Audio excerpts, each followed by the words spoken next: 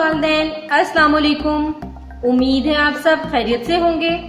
सबक का बाकायदा आगाज करने से पहले हम बिस्मिल्लाहिर्रहमानिर्रहीम पढ़ेंगे।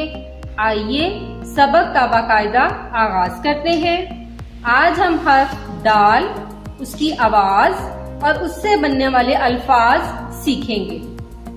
दाल ड, दाल ड, ड डॉक्टर, ड डॉक्टर, ड डोल, ड डोल, ड डिब्बा, ड डिब्बा। हर्फ दाल की बनावट सीखने के लिए इन नुक्तों पर पेंसिल फेरें। मोहतरम वालिदैन, आपसे गुजारिश है कि इन तस्वीर में रंग भरने और सही रंगों का इंतखाब करने में अपने बच्चे की मदद करें। उम्मीद है आज का सबक आपको अच्छे से समझ आ गया होगा। कल एक और नए सबक के साथ हाजिर होंगे। तब तक के लिए अपना ख्याल रखिएगा। अल्लाह हाफिज।